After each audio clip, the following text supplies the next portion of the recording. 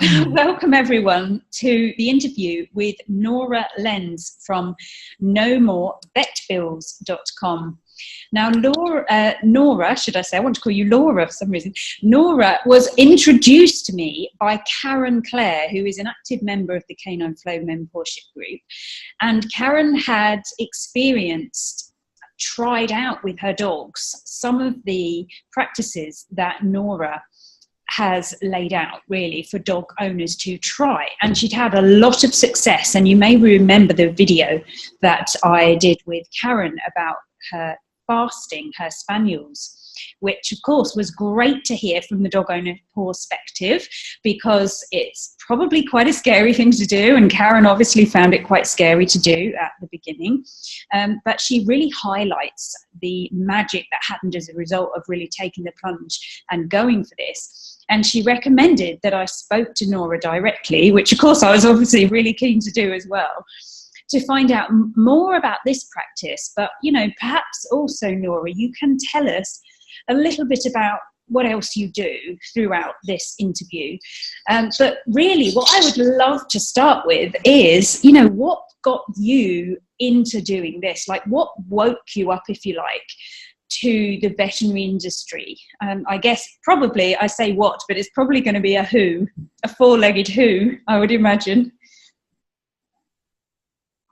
So not really. I sort of started out on my own two legs, because I started with human fasting and human nutrition and all of that, and learning about the causes of disease in humans and all of that.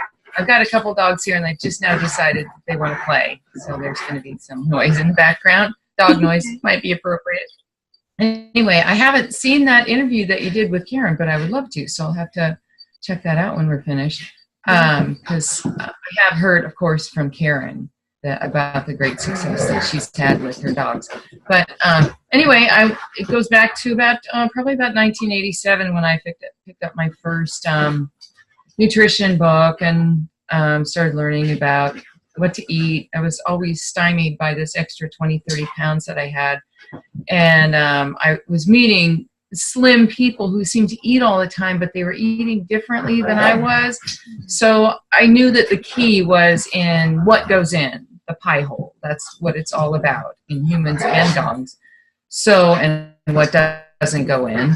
And so I decided to make nutrition my focus. And I was doing fitness classes at the same time.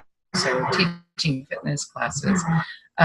But it wasn't until about maybe the year 2000 that I started learning about fasting and wanting to do a long fast myself, and applying it to the care of my dogs. And I did eventually do an extended fast myself. But before that, before I did my own extended fast, I did several short fasts on my own. And I also did an extended fast with my dog, and which was really going into uncharted territory, because there was nobody at that time fasting dogs. And still to this day, there's nobody fasting dogs. There are no experts on it.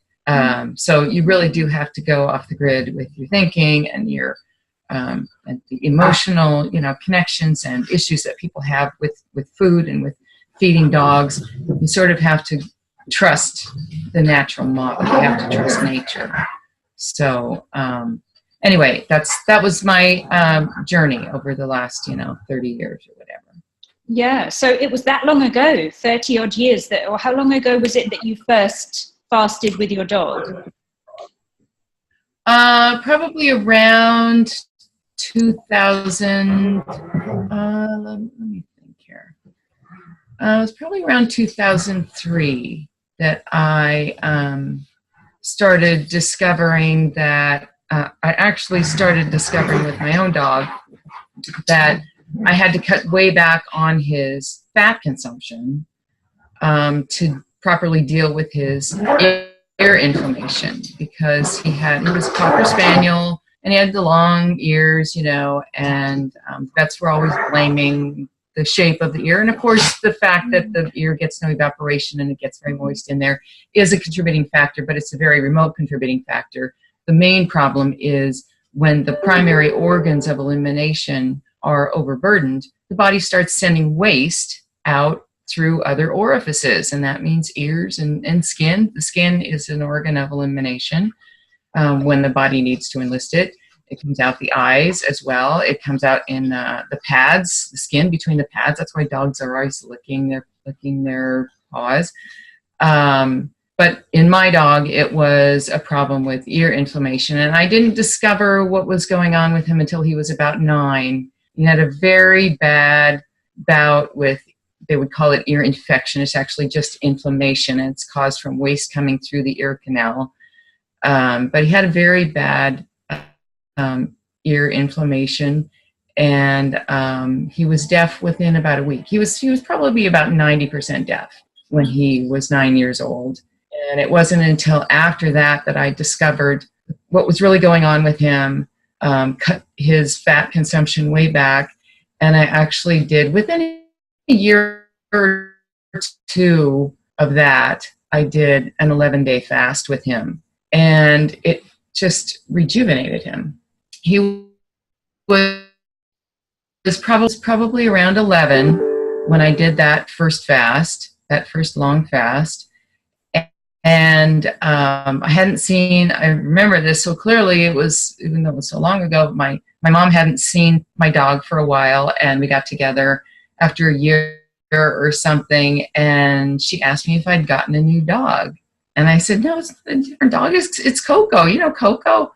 And she said, he looks like a puppy. I thought you'd gotten a new puppy. Wow.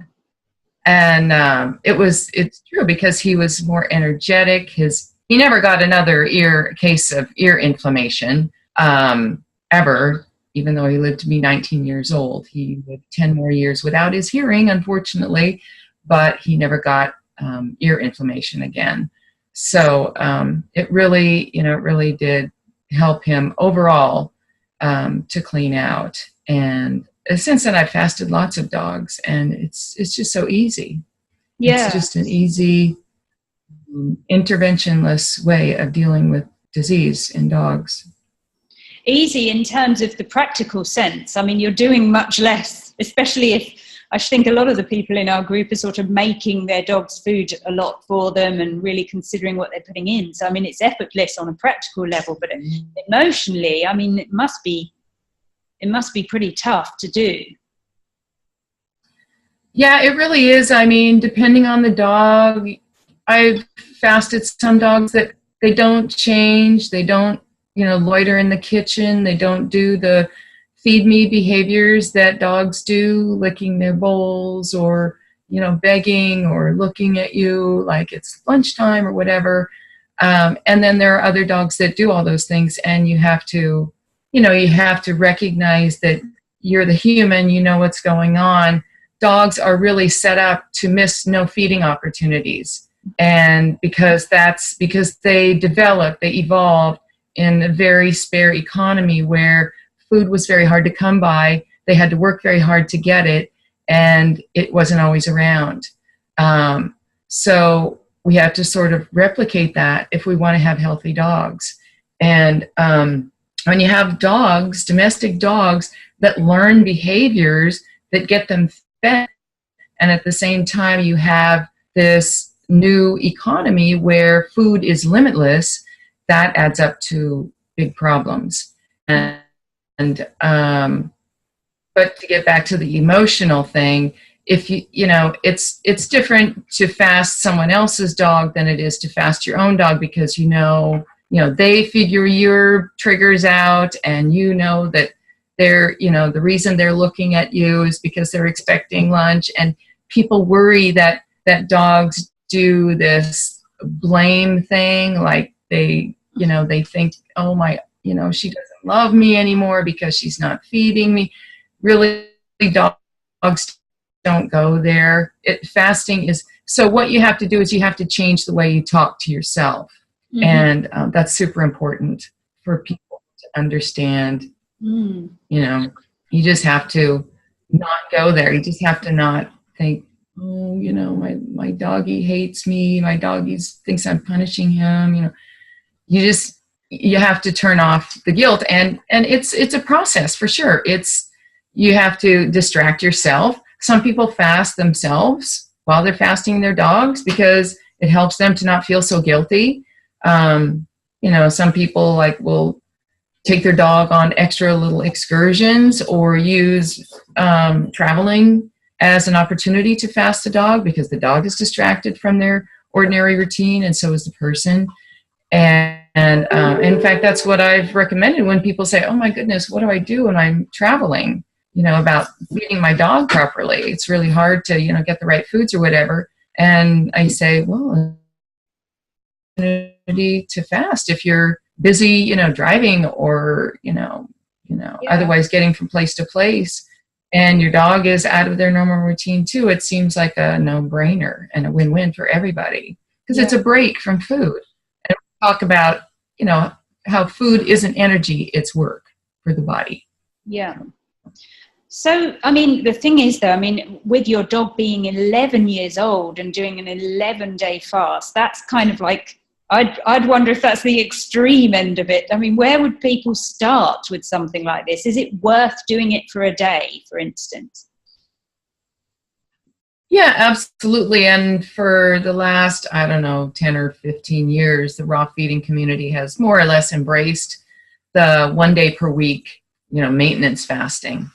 And that's fine. And the human, nutrition health sector is sort of getting into something they call intermittent fasting too, which is fine. It's anytime you can not be stuffing your face with food and allowing your body the rest that it needs to recover from the last time you did that, it's a good thing. And it's introducing the word fasting to the, mainstream, to the, culture. So it's fine. But we're talking about something different here. That's maintenance fasting, that 1 day per week thing. That's the minimum you'd want to do, especially if you're feeding according to the prey model raw way of feeding, which typically involves feeding way too much fat, in my opinion, because the animals that come from modern animal agriculture are extremely fatty compared to the extremely lean animals that dogs evolved eating. So not only was their food exceptionally clean and lean, but it was also hard to come by. Like I said before, meals were, days apart sometimes, usually, maybe, who knows. And they had to work a lot to get to it. So all of those factors combined mean what they ended up eating was pretty lean. And they were also pretty lean. So anyway, this problem of the products of animal agriculture being so fatty means these prey model raw fed dogs are getting tons of fat in their diet, just fat every day, just, fatty. And you have to, some people do go to the trouble of removing fat, but many don't. And so that's why the 1 day per week is, sort of the minimum that PMR feeders would want to do. But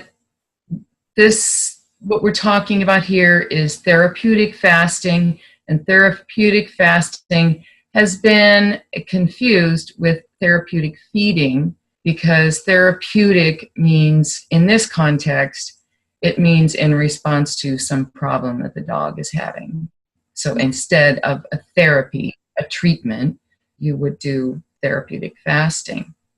And as far as people, getting used to the idea, getting their feet wet or whatever, you can just do it 1 day at a time. You can do it an opportunity. You can, when you're traveling, use it as an opportunity to fast your dog. Distract yourself going along, a hike, take your dog on a long hike, rest yourself. If you have, like recently where I live, we had snow days. You could take an opportunity on a snow day, if you have snow days, to just rest yourself and rest yourself from food and rest your dog from food. And, people have to go about their normal business. So that's what gets in the way of fasting people. And when you're fasting a dog, you do need to be home with them. You need to be around so that you can make sure that they're not eating trash or getting into things that they shouldn't eat. And so that you can sort of observe. I mean, there's not likely anything to go wrong with a dog physically while they're fasting, but you do want to make sure that they're, not getting into things. You want to make sure that they're drinking, although some dogs don't drink when they're fasting, and that's perfectly fine too. But you do sort of want to be around when you fast your dog.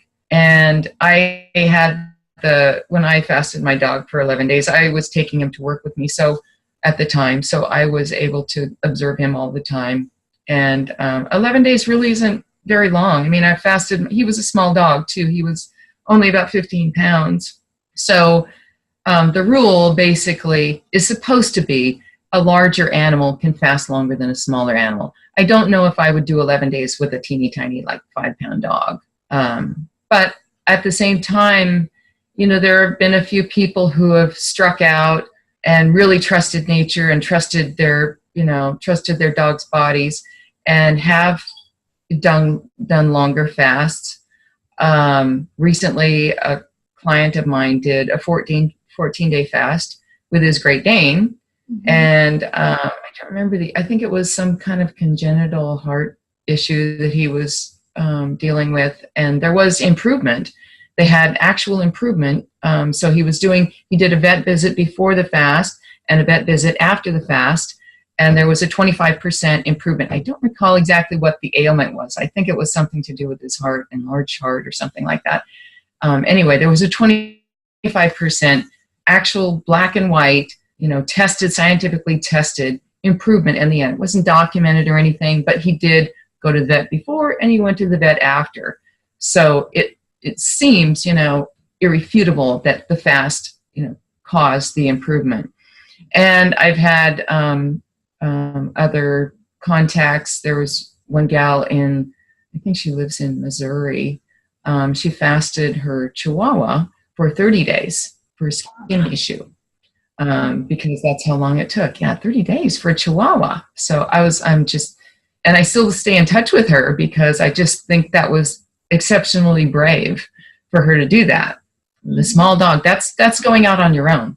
Nobody's done that before. At least, I'm aware now of one other person, a vet actually, who did extended fasts with dogs and cats. But as far as she was concerned, this is a guy that I just discovered recently. So as far as she's concerned, she's in completely uncharted territory. So it was a very brave thing to do. And the dog, came through brilliantly, of course. She just waited out the symptoms. And people can do that more with skin and elimination, like ear issues, than with other things like cancer. I mean, there's sort of some gray areas with cancer. It's not always the best thing to do to fast with cancer, and at least in humans, we know that to be the case. Cancer has causes. You just remove the causes, and cancer is a huge range of diseases, everywhere from something that your body's going to resolve even if you do nothing, to something you're going to be dead from next week. So, and this is a gigantic range of severity in cancer. So, and when the dog is, very low on fuel reserves on their body, if they're very skinny, they can't fast.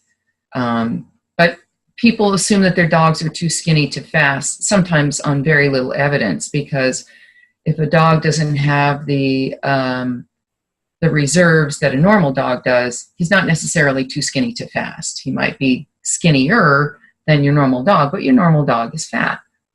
So. Okay, so what about dogs that are diabetic or have low blood sugar issues or something like that? Yeah, in those cases, diabetes and blood sugar issues have causes, and those causes are in humans and probably in dogs too, but although nobody's looking into this, there's no money to be made, is probably related to fat.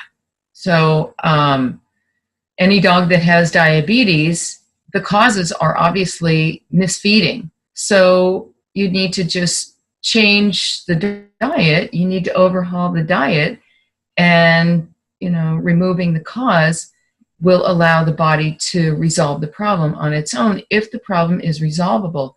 Now, we're not told very often that these causes or that these problems are resolvable. Well, we never hear this from the vet industry. We never even hear it from the holistic vet industry. All we hear from the holistic vet industry is, you can manage this problem, but you better manage it with herbs instead of drugs. And that's, it's about money. It's still about money.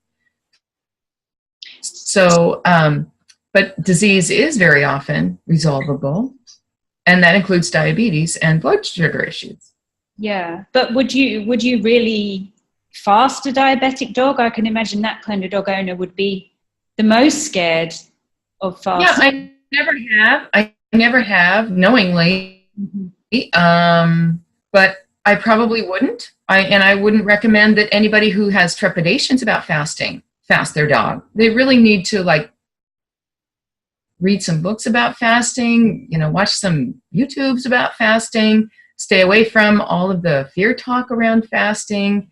There's very little to fear when it comes to fasting. And I know that in diabetic humans, there are some contraindications to fasting because I've read some books by fasting practitioners who talk about how they need for their clients to fully disclose whether they're diabetic and whether they're on medications or insulin or whatever. And there are some precautions that they need to take. I don't necessarily know what those are because I've never fasted a diabetic dog. I'm more open to the idea than, everybody else is. Yeah. That because I know that diabetics do fast and they do recover, from their illness. So, I think the fear is there. There's some areas where we need to be a little bit, concerned and take precautions. Mm-hmm. But I think there's just way too much fear around fasting, and I think it's because they don't know about it. They aren't taught about it.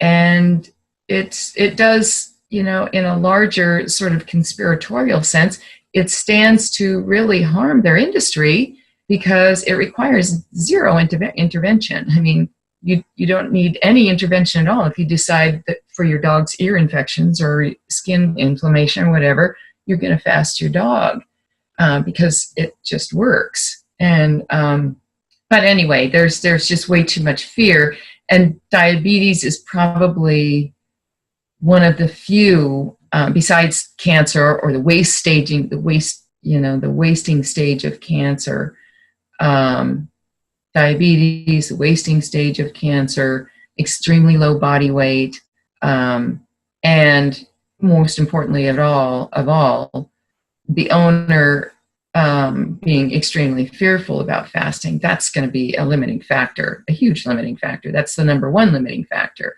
Mm-hmm. So all of those things serve to sort of limit the idea and the practical use of fasting. Mm-hmm. But with, just those exceptions, everything else just gets better. Skin issues, ear issues, all of the so-called autoimmune problems that dogs have, allergies. Allergies. That's a whole topic altogether. Yeah. But it's just a huge, underused, untapped tool for dog owners. Yeah. Okay. So one of the things that we got from watching Karen and Karen's interview, or I was obviously interviewing her myself, but one of the things that the group got from watching that was a lot about how it could improve digestion. I think Karen fasted her dogs for 48 hours minimum, I'm pretty sure. But I would imagine there's a lot of people out there with dogs with gut issues, digestive issues. I mean, how does it regenerate the gut, and how is it beneficial for that? Yeah. Well, nothing regenerates the gut. The gut regenerates itself. And in order to do that, it needs to rest. It's like walking on a sprained ankle. And what people don't understand about food is, and this is sort of compounded by the confusion that people have and the emotional sort of misconnections that they have with food in their own lives. But they equate food with energy, and food really isn't energy. Food is only potential energy. It's not energy until your body has absorbed it, assimilated it, and sent out the waste, and turned it into fuel, converted it. And that process involves work. So asking a digestive system that's already having problems, that's already impaired, to continue working day after day after day means there's no energy, there's no resources left for healing. And when you give the dog an opportunity to stop digesting food, then all of that energy, and by some accounts it's 50% or more of our energy, and probably a dog's energy as well, is spent on digestion. So even if you're eating proper foods, it's probably more if you're eating junk. But that's 50% of your body's energy that can be directed to healing. And what happens when the gut is allowed to rest is all of that balance, all of that, it's called homeostasis, which is just the chemical balance that happens inside the body when it's allowed, when it's not waste-ridden. So not only can the gut clean out and rest and heal, but the primary organs of elimination can start doing their job too. And that means getting rid of waste in the normal way and not the sort of vicarious way that the body has to use to get rid of waste when those primary organs are clogged up. When those organs are clogged up, that's when waste comes through the skin, it comes out the paws, it comes out the eyes, it comes out the ears. So waste is huge. And it's not even, I mean, it hardly enters into the conversation when people are talking about disease. People don't realize that it's waste that's accumulating. It's waste. And where's all this waste coming from? Well, it's coming from food. Yeah. And when you stop feeding, that means, and if you have a dog that's sick, that means to some extent or another, you're misfeeding the dog. And that means too much waste is going in. Waste is always produced by the food. And we can get into sort of some other sort of ancillary factors that figure into why food produces waste too, but it's mostly the nature of the food itself that causes this waste buildup. Mm-hmm. Okay. So it doesn't matter particularly what diet the dog is on. Okay. So one of the things I'm wondering is there like other ways to achieve the results that fasting achieves? I mean, would you get as far if you were, for instance, going to give your dog like a liquid diet, for instance, maybe with smoothies, or maybe even just like water and some salts of some kind? Well, people are doing that, and that's what they're calling therapeutic fasting, but it's not therapeutic fasting, it's therapeutic feeding. Absolutely. When a dog is chronically sick, you have a dog that's been misfed, and all you have to do to get to allow the dog to resolve the issue, to allow the dog's body to resolve it, is to just take away the causes. You just take away the causes, and if what you replace it with is an improvement over what the dog was eating before, then you're going to see equal improvements in health, usually. So yeah, people are feeding nothing but goat's milk for 30 days, or nothing but bone broth, or whatever, any kind of broth for 30 days, or juices or whatever for 30 days. And absolutely, you'll see improvements. the problem is what that sort of goes along with this medical idea that when somebody's sick, what you need to do is spoon bland liquids into their mouth. But really what happens when you do that is it just keeps the appetite awake, basically. It keeps a person and a dog, I suspect, wanting food. Because anybody who's fasted on water only for an extended period of time knows that hunger, what we think of as hunger, goes away after day 2 or 3. So it couldn't possibly be real hunger if it goes away. It would get worse if it's real hunger. But it's actually something else. And I think that, giving dogs little tiny bits of food just to salve your own emotional issues around fasting is not the best way to approach it. I think a better stopgap measure for someone who's fasting averse would be to feed only plant foods. And what that does for dogs, since so much of chronic disease in dogs is caused by these fatty products of modern animal agriculture, feeding goat's milk is, not getting close enough to removal of cause to be as effective as it could be. Because goat's milk, which I don't think is even available, is very high in fat. The goat's milk that I've seen sold in the fancy pet food stores is like over 50% fat.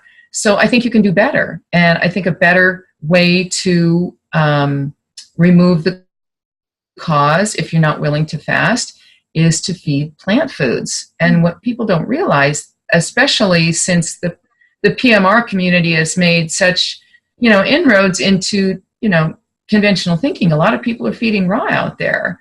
And when they do feed raw, they buy into this dogs are carnivores, they should only eat meat sort of dogma.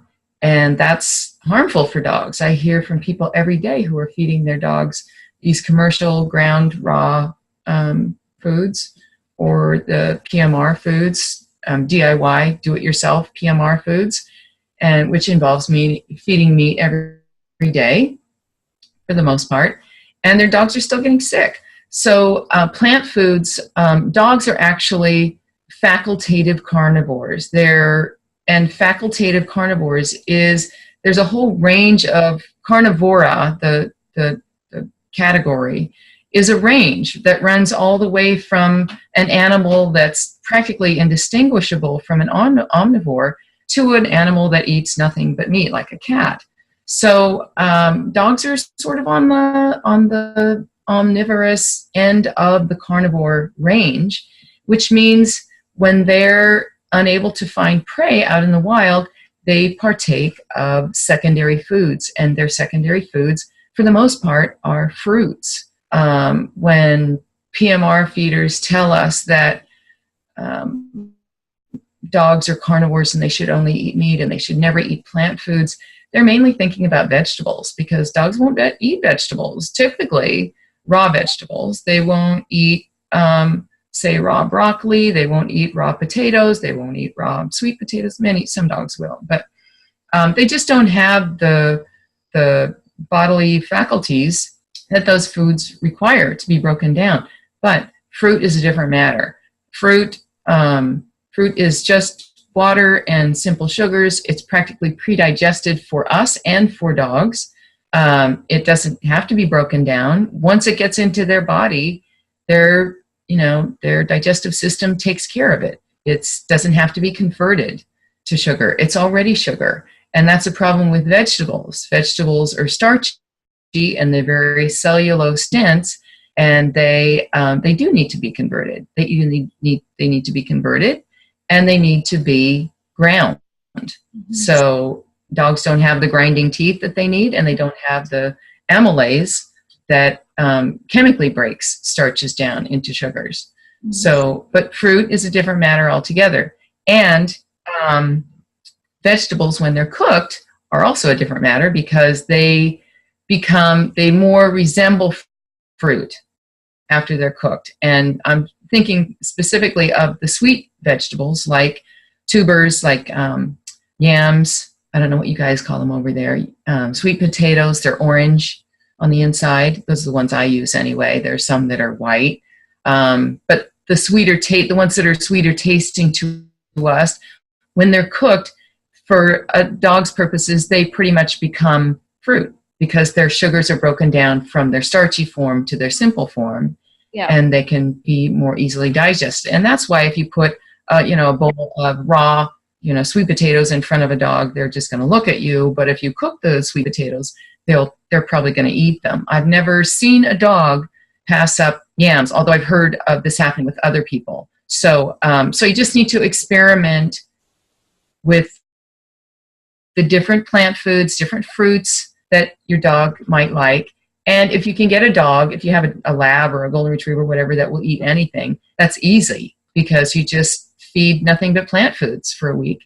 And I've also in the last couple of years started feeding quinoa, which is not a grain. It's a high protein seed, and mixed with fruits and cooked yams, it makes a very hearty meal for a dog. Most dogs like it, love it. I feed it to my own dog. And that can be sort of a halfway measure for people who are averse to fasting their dogs for whatever reason. Yeah. But I'm wondering, that kind of thing would probably have to be done for a longer period of time than 48 hours to sort of see the real differences. Yeah. And I think that even fasting for 48 hours is nothing. And 48 hours would be a day of fasting. Technically is if, say, you ate dinner last night, you skip an entire day of meals, and then you eat breakfast tomorrow morning. So that would be one day of fasting. And that's how it should be measured. When most people, when they say that they're fasting their dog for a day, they feed them dinner last night, and then they feed them dinner again today. And that's only once a day feeding. That's not fasting at all. Yeah. That's once a day feeding. That's what I feed my dog. I only feed my dog once a day. So, but anyway, instead of fasting, you can go longer. There's no difference in the dog's behavior, at least from what I've seen. They eat the meal. If a dog doesn't eat the meal, that's a different matter, because then you have to hold out. You have to have sort of, if they have this conditioned expectation of getting meat every day, or, commercial dog food or whatever, it's their tendency to hold out. And because they have every reasonable expectation that if they do hold out, they're going to get their primary food. And nobody is denying that meat is the primary food of dogs. So there's no reason for them not to hold out if it's going to pay off. But we need to make these decisions. We know about this problem with modern animal agriculture. They don't. And so we need to go longer than 48 hours with plant foods. You could do it a week. You could do 2 weeks. You could do 3 or 4 plant food days to every 1 meat day. And that's what I do. And I think that's the key. And at first, sometimes dogs will balk at eating plant foods. And so you need to get on a more random schedule. You need to sort of get across to the dog in a subtle way that they're not going to be getting meat every day. And most of the people who do try this rotational feeding, where you feed nothing but plant foods for a day or 2 or 4 or 5 to every 1 day of meat foods, they do find that their dogs become more amenable to eating plant foods as time goes on. So it's sort of a process. It's a sort of a reconditioning of the dog's attitude toward meat, expectations about what he's going to be fed. So anyway, it's a process, but it's a way to get dogs well. Yeah. Yeah, I find it absolutely fascinating. I love the way you described that food, we really see food as energy.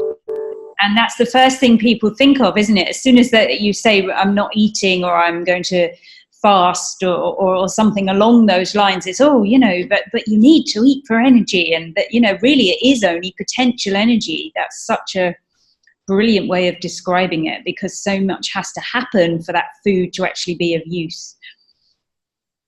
Yeah. Right. And what people need to realize is when they do eat and they feel that energy, it's not energy, it's stimulation. Your body, the mechanisms are all gearing up, and the hormones are gearing up, and the adrenaline and all of that, and that creates this rush. But that's the use of energy. That's not the generation of energy. That's like when you plug something in, you know, you're using energy. You're not generating it. Generating it takes place over at the power plant, you know? So when you're using it, so that's using stimulation. Like when you drink a cup of coffee, that's not energy. That's using energy. That's not generating energy. So anyway, very important distinction there. No, it is. It's brilliant, definitely. So do you have anything on your website that people can download, or do you have any books or anything like that people can find with more information? Yes, I'm getting a message that my connection is unstable, so I don't know what that relates to, but I do have an article about fasting on my blog. It's kind of a lengthy article. It has lots of information in it that isn't found elsewhere, because really nobody is talking about fasting, because it doesn't make anybody any money. It makes nobody any money. So that's why the system is all geared towards money. We who just care, we don't care about money. We want our dogs to be well. We need to go away from the system and look elsewhere for answers. But I do have an article. It's a fairly lengthy article, maybe 5 pages or something. But there are some books too I'd like to show that would be helpful for people who are interested in learning about fasting. And unfortunately, there's really nothing that's been written so far about fasting dogs and cats. So you have to read books about fasting humans and extrapolate, which is what I've done. And it's fine, because fasting is universal. And here's another one by Herbert Shelton, Fasting Can Save Your Life. Wow. And I did, as I mentioned earlier, I did discover a book written by a vet who fasted dogs. And I mentioned this in my article about fasting. He fasted dogs for, he says, anywhere from 1 to 50 days, 50. And he always got a resolution of whatever problem he was trying to, fix. Mm-hmm. So it's absolutely brilliant. He doesn't talk about it very much in his book, but this is a book. It's very old. It's stapled together. It was written in the 1950s. The author's name is Daniel Ogden, and it's very hard to find, but it is available. And we have one vet who did fasting and wrote about it. So, yeah. I remember. It's all about human. Talking of human stuff, I remember going to a talk from a guy who ran a Costa Rican fasting retreat, and he was... Yeah, I have been there. Ah, okay. Lauren, his name is. Yeah, so he gave this talk, and I was... it got me thinking as well, because I'm very much into seeing sort of anything we put in ourselves as having its own vibration, its own resonance. So in a sense, we're putting in information into the body. And what he was essentially saying is you strip back the information, and that gives your body the time to process and change and transform, because it hasn't got information going in all the time. So I thought that realization for me was quite key, because of course one of the things that he spoke about was that people could have deficiencies. They could have like clinically prescribed or described or whatever the word might be, deficiencies in certain vitamins or minerals. And yet when they did the detox, when they did the fasting, obviously they weren't putting any more in, but the deficiency corrected itself. And I thought to myself, that's got to be some kind of emotional or energetic resonance kind of thing going on there, where the information is able to stabilize or correct itself in some way. And maybe that happens with our dogs as well. Well, it's a gut issue too, because when the gut is allowed to rest, then it can absorb the nutrients that are going to be coming in when you start feeding again.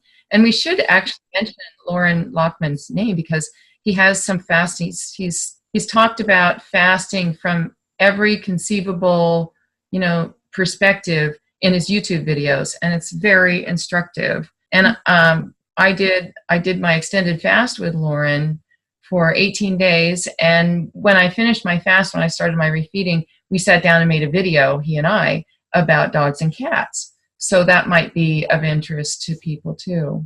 You just search on my name and his, and it'll come up. Okay, I will look for that, and I will try to tag it underneath. I hadn't seen that or found it. I've watched quite a few of Lauren's videos as well, so I don't know how I missed that one. Okay. All right. Well, this has been really, really interesting. Thank you so much for talking to us and taking the time out from your day. So your website is nomorevetbills.com, and this is a video series that I make on my Canine Flow Mentorship group, which goes out on Facebook, and it's free to join. So if you want to learn lots of information from lovely people like Nora, who have literally been there and done it, and are pioneering the way in really new ways we can look after our dogs and understand our dogs better, then head over to the Canine Flow Mentorship group and join. So we will say goodbye, and definitely give us your feedback, because I'm going to add Nora to the group, so she'll be able to see as well. And if there's any immediate questions that pop up, then one of us can make sure that they get answered. Okay, thank you.